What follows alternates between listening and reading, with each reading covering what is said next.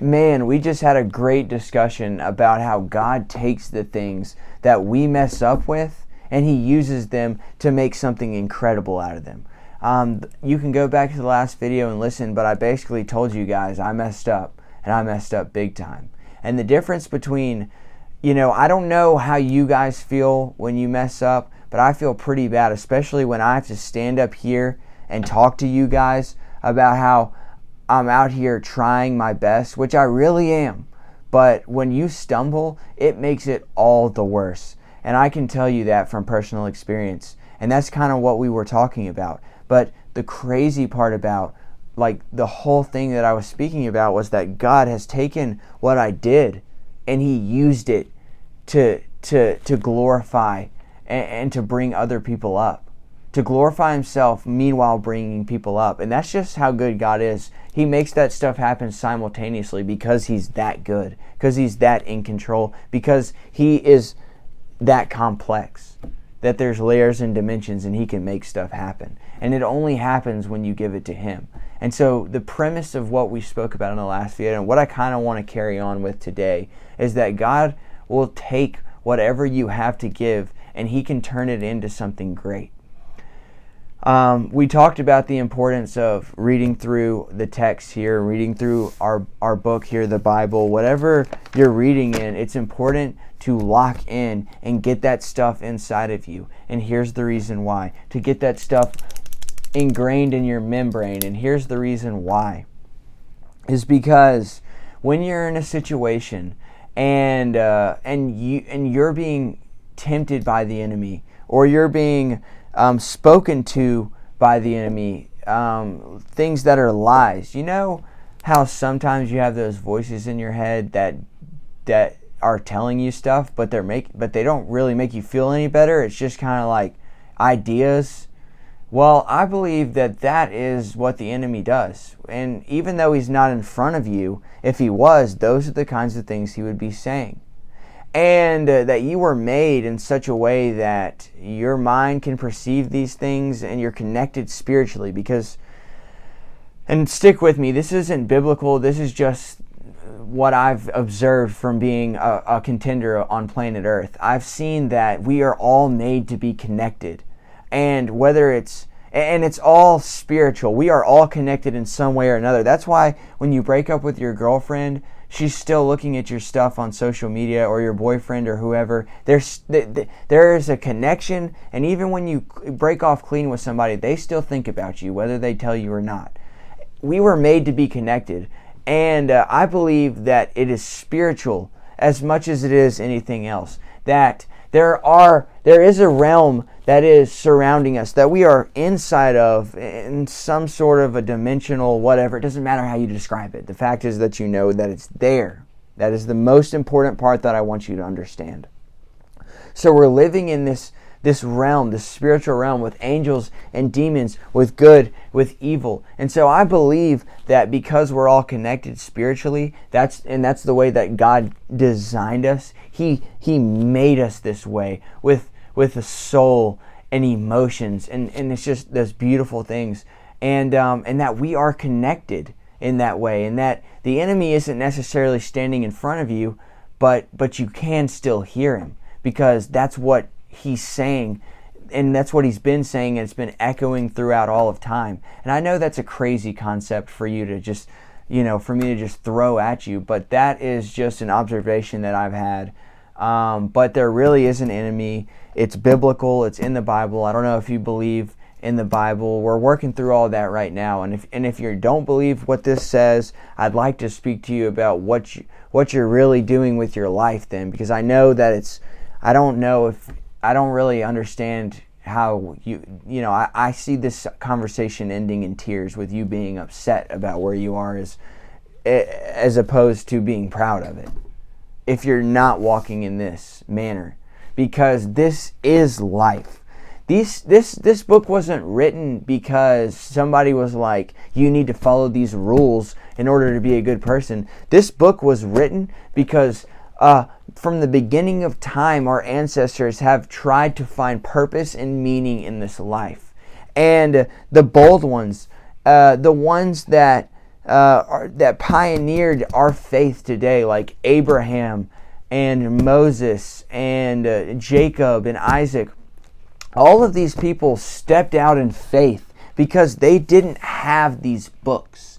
Now they had the stories from Adam and Eve and the creation and God trickling down to them, and the story of Noah, and all of these things have been passed down throughout time through oral storytelling and what have you.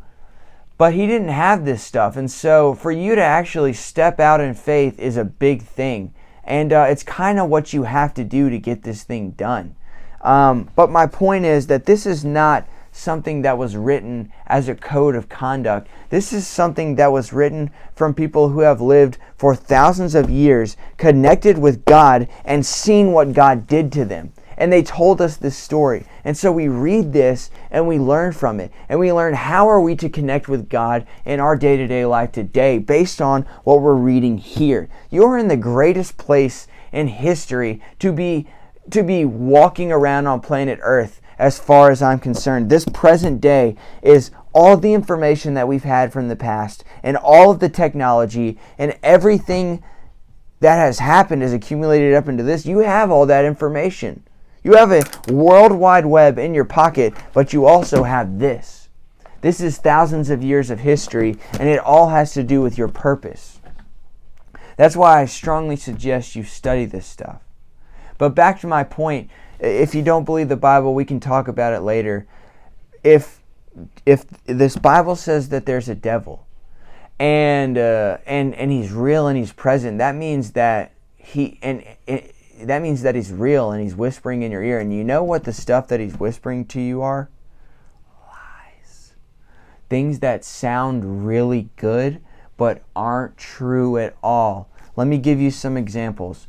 You can go watch that video online of those naked people fornicating. You can watch people having sex on your telephone, and it won't be bad at all. You can get off, do your thing, get your rocks off, and it won't be any problems. But then he sits back and waits because he wants to see you fall, because it makes him happy. And he waits and he waits and he waits, and when you turn back to him after he lied to you, and you say, "What the heck, man?" he laughs and he leaves. And you're alone, you're empty, and you're full of shame. Another thing that he'll say, "Oh, it's fine. You can have sex with whoever you want. Like everybody else is doing it." Whatever, he will lie to you because that stuff's not true. You can't have sex with whoever you want. Actually, let me rephrase that. You can, but you shouldn't. You should not. And he's going to tell you you should. And that's the lie. Because it's not true. You shouldn't. Because if you're really seeking an intimate, connected relationship with somebody, because that's what your spirit craves and was created for, real connection, and you are only going around sleeping with all these girls and having the most shallowest of relationships with them, when you finally get to a point where you're broken down and you do crave that connection and you stop and you become monogamous because you decide to get married, your marriage is going to suffer because of the choices that you made in the past. And I'm not saying you can't get out of it. I'm not saying you can't work your way through it with Jesus, with God's grace. That will heal a marriage 100% of the time if both of you are seeking God in His presence and to be in His presence. That will always work if both of you commit to that. But what I'm saying here is that there is an enemy, and he will tell you lies. And the only way for you to combat the enemy is to know what God has told you, is to know the truth. Forget about what I said about all you need to know is the truth. This is the truth. This is the only truth you need to live your life, to wake up out of your bed after you just went to sleep, to put food in your mouth, and to stay alive, to be alive and full of life. These are the words that you have to walk by. Because, like I said, this is not just a book. This is not just a book of rules. This is a book that God used people to write through his relationship with them, that we might find the same thing, that we might find life in abundance, life the way that God created it to be. Do you know how good God is? And do you know how big he is? Do you know how complex he is? He created all this stuff and it was good. The only thing bad about it is our sin and the evil that's created by the evil one that we fall into. And we're in the middle of it and we have an option. That's the only reason this place isn't perfect. Because there is an evil one and we are put in the middle with choice to make.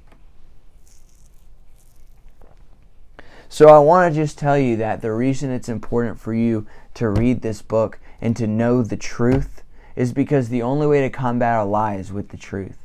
And if you're messing up like me and stumbling on your walk with God or your run, sometimes I stumble. And like I mentioned about the video we spoke about before, and where all of this is coming from right now is the fact that I messed up, and God is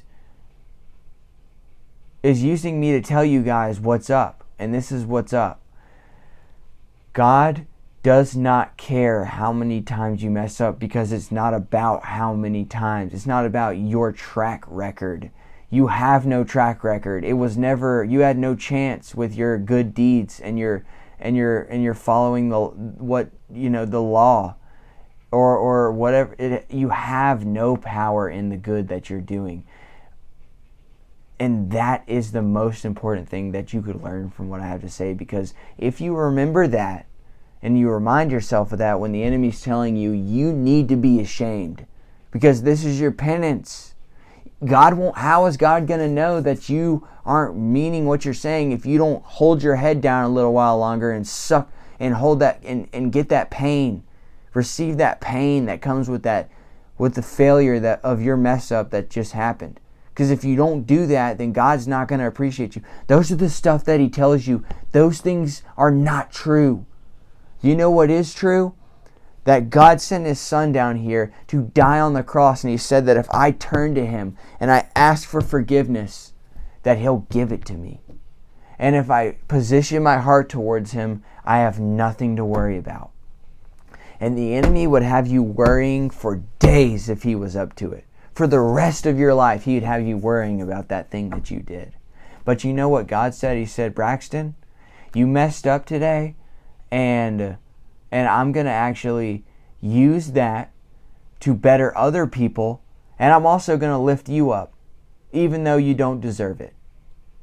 That is how good my God that I serve is. That's how good Jesus is. That's how good this whole thing is. That's why it's called the good news, is because it is real and it's present and we are living inside of it right now. This stuff is right here around you. And it doesn't matter what you want to say. The truth is the truth. And you can look at this through whatever lens you want. If you choose to believe that this place has no God, and you choose to set your eyes in that manner, that's what you're going to see. And that's what you're going to perceive. But I pray right now in Jesus' name that if there's anybody doing that to themselves or being deceived by the enemy, that Jesus Christ would lift those bonds and break those chains. In Jesus' name I pray that. And that's why this stuff is so important to me, guys, because I want you to understand that this stuff will change your life. This will fill you up. And this is not just some beautiful moment in time. I have been talking up to myself about this truth in this Bible all day long while the enemy is trying to condemn me. I've been fighting things in my mind. And I'm so ecstatic about how I feel about being victorious over this stuff that I have to tell you about it. Because if I don't, I'm a loser for hiding this from you guys. Because it's so good. That's how good God is. And all you have to do is just search for him in your heart, in your mind. Don't quit if you don't know what is going on or you don't perceive that he's there. Don't quit. Keep seeking. The one who seeks finds. You will find it. Okay? That's how good God is. That's why I want you to find him. All right. We'll see you on the next one.